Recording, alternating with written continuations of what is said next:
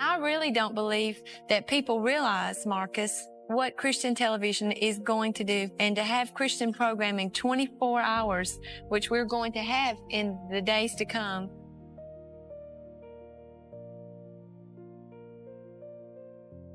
Apostolic anointing is evidenced by recognizing the gifts and talents in people even before they realize it or before anybody else does.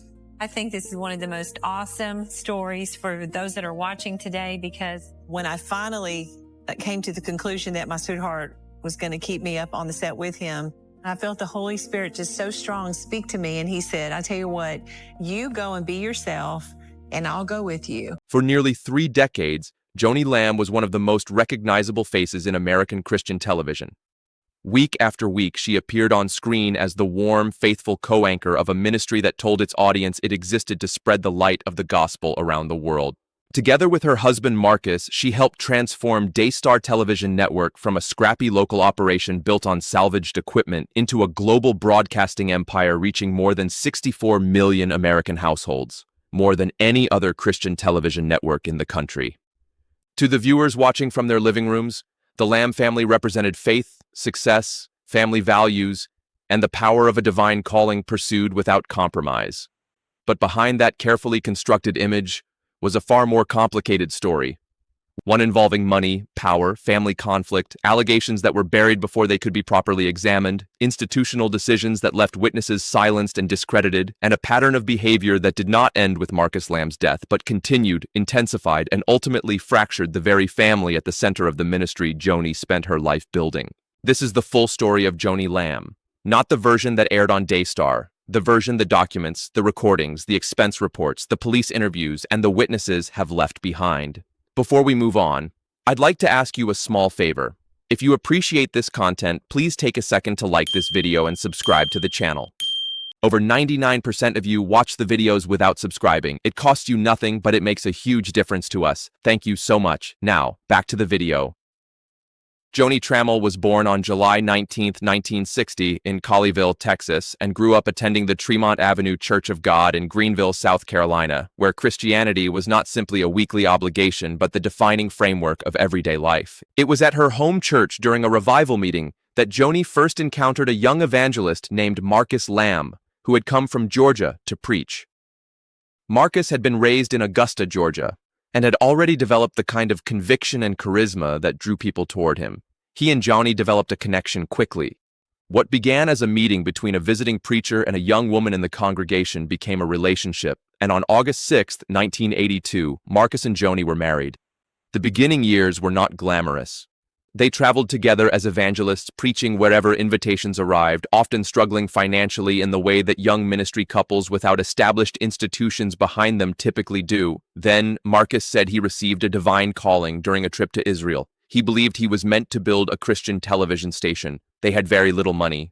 What they had was conviction and a willingness to attempt something most people would have recognized as impossibly ambitious.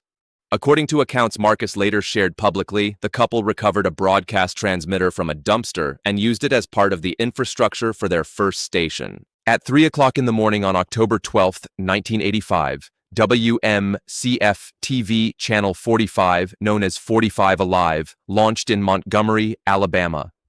Marcus Lamb, 28 years old, had become the youngest person in the country to build a full-power television station.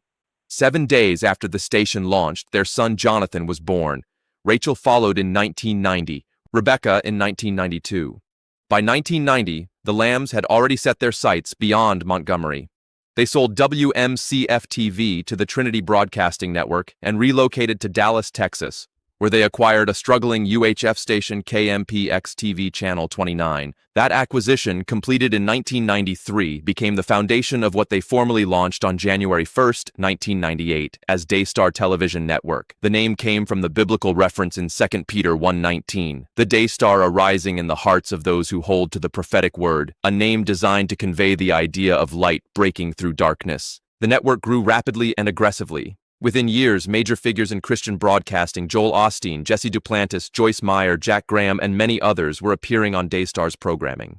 Joni developed her own television presence through programs that evolved into Joni Table Talk, a talk format that gave her a distinct identity separate from Marcus and allowed her to build her own audience relationship. What had started with a transmitter recovered from a dumpster was becoming one of the most sophisticated Christian media operations in the world, eventually reaching an international audience of approximately 364 million homes, touching what Daystar described as close to 1 billion people worldwide. But success on that scale brings scrutiny, and the scrutiny, when it eventually arrived, revealed that the gap between Daystar's public image and its financial reality was wider than most of its viewers had any reason to suspect. In 2009, Marcus publicly described Daystar's charitable giving as generous and substantial, claiming the network had distributed tens of millions of dollars to churches, missions, disaster relief, and other causes. An NPR investigation that examined Daystar's financial records found a significantly smaller picture of charitable distribution. That same investigation, published in 2014, revealed that Daystar had spent ministry income on expenses that included a $572,154 sponsorship arrangement for a Christian NASCAR driver, a $2.3 million loan to a former associate, and purchases of Joni's autobiography. Daystar's director of marketing responded to NPR in writing and defended some of those expenditures, but the story raised pointed questions about how donor-supported resources were being used. Those questions were made more complicated by a fundamental structural decision Marcus and Joni had made about how Daystar was organized.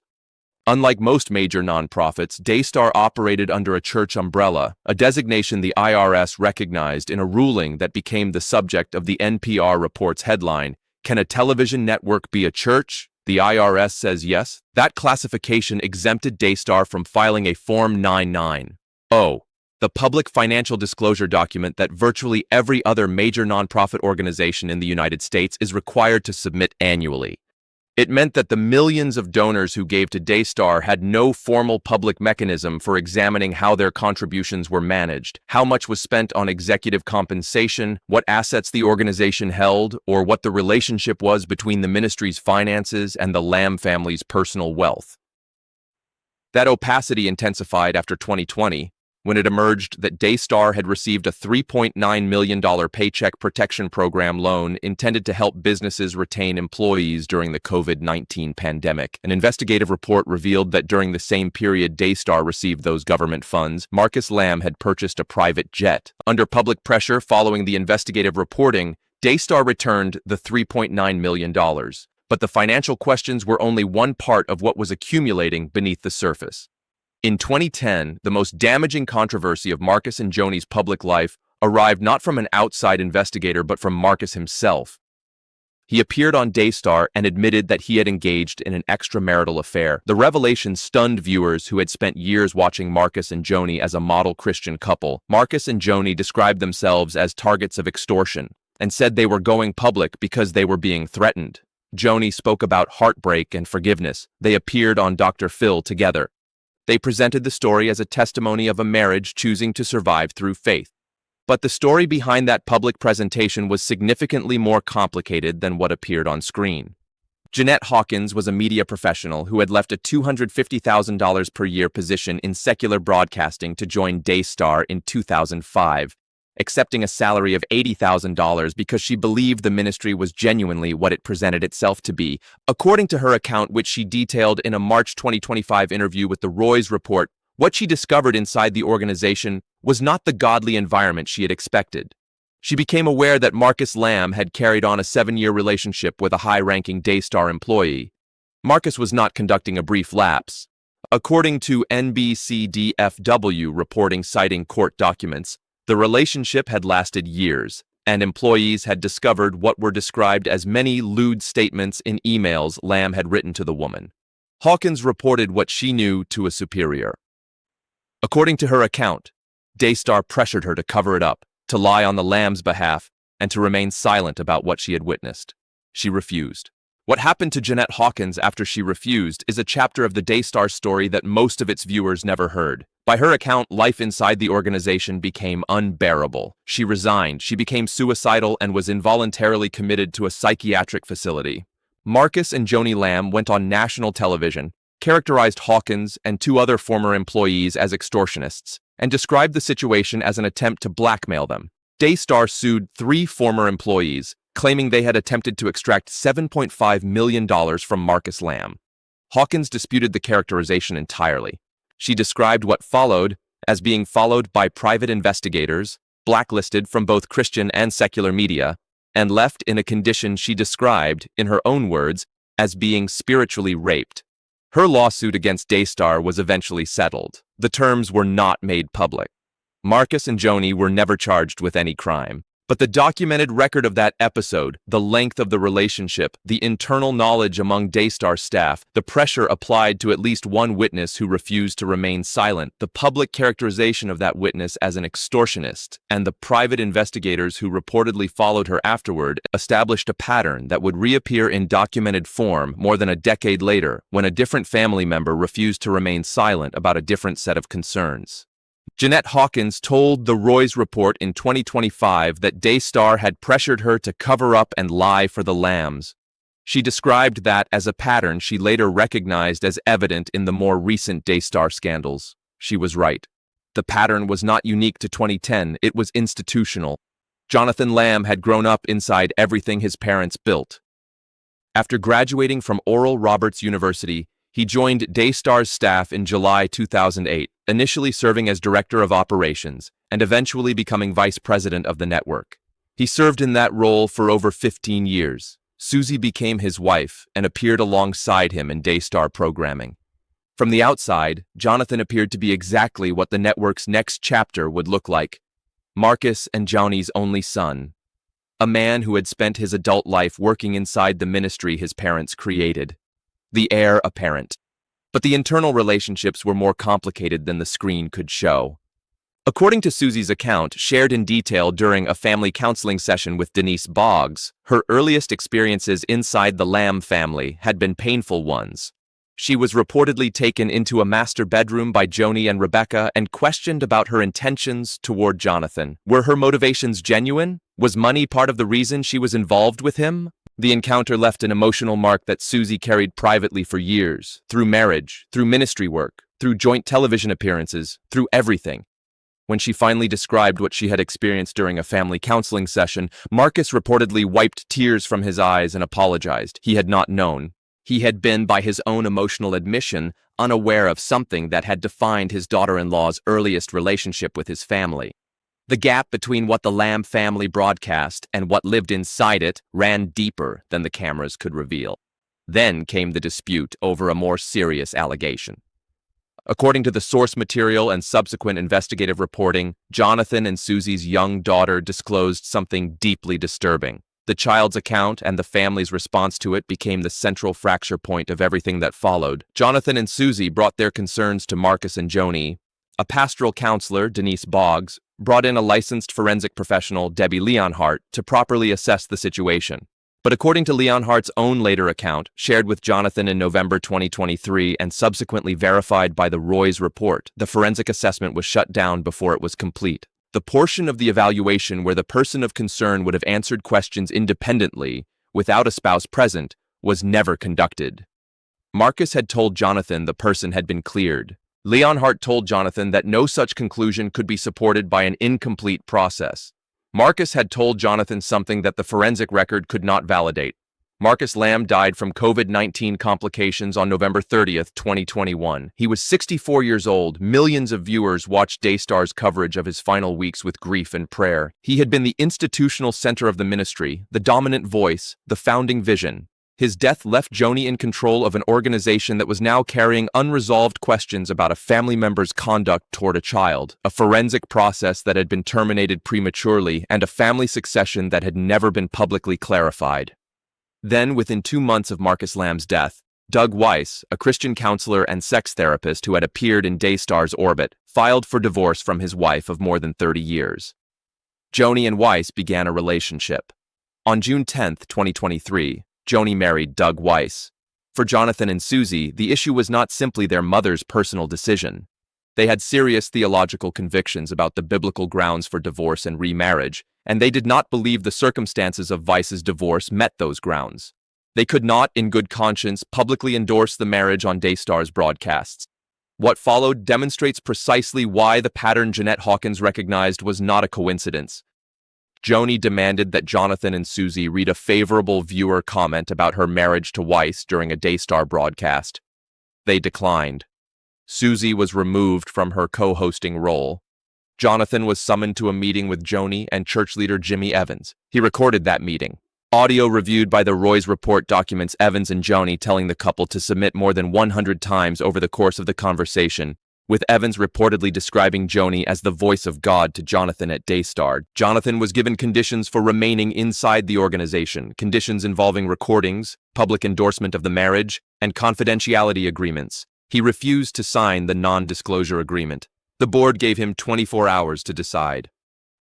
What happened after that refusal was documented in expense reports, security camera footage, private investigator license plates, termination letters, and the public statements of the people who lived through it.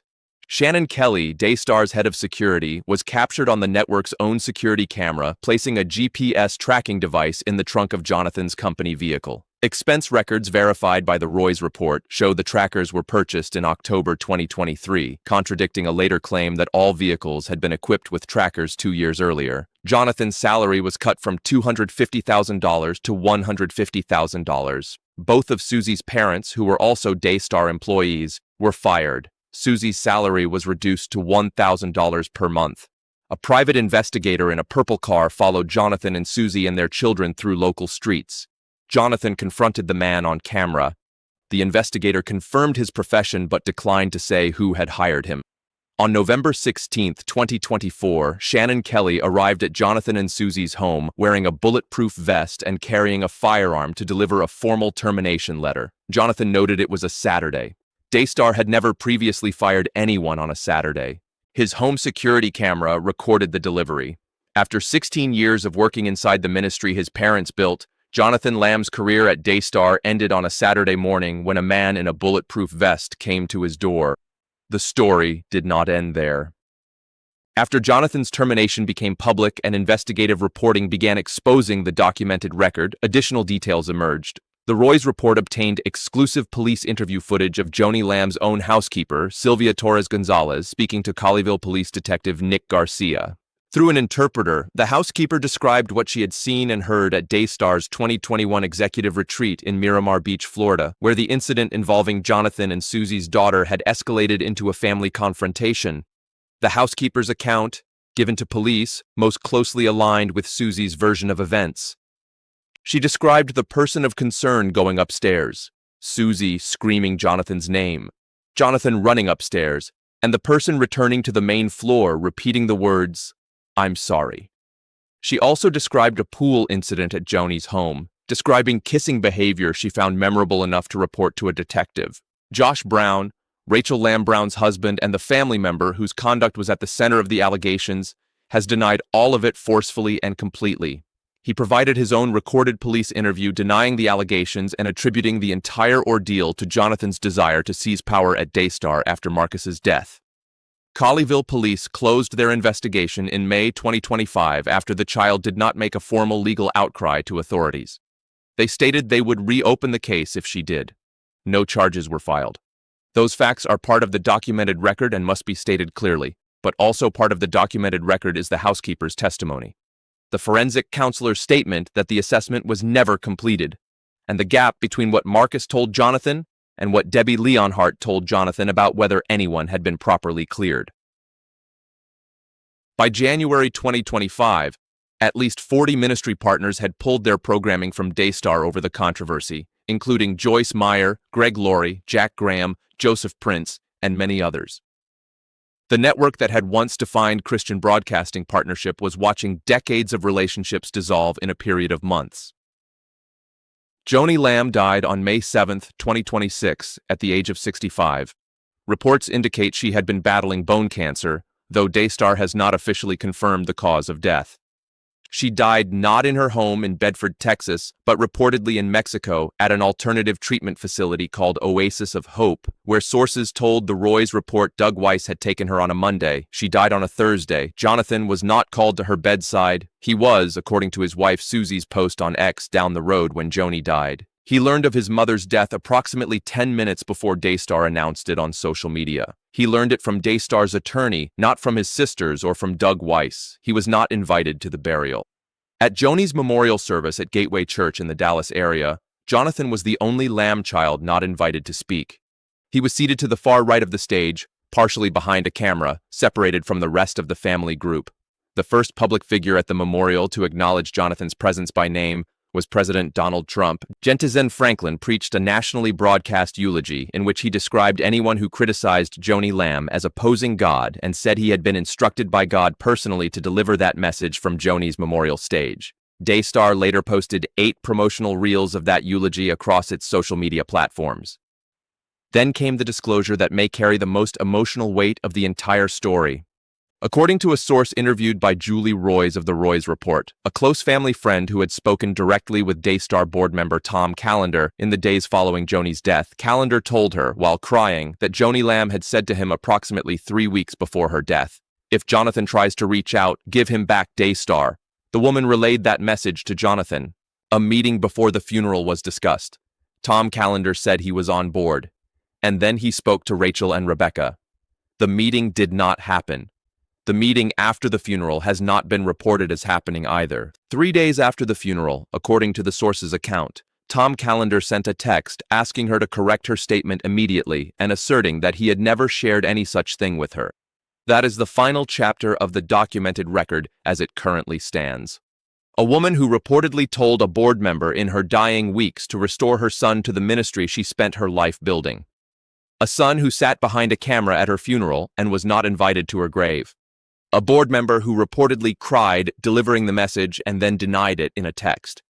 And an institution that continues broadcasting to millions of viewers without having publicly named its current leadership, disclosed its financial governance, or answered for any part of the documented record that has been accumulated, verified, and published over the preceding 2 years. Denise Boggs, the family counselor who was present during some of the most pivotal moments in this story, who sat in the room with Marcus when he expressed his final wishes for Jonathan, and who watched those wishes go unheeded, has since issued a public warning to Rachel and Rebecca Lamb. Her message documented in public statements. The warnings came true. Now repent.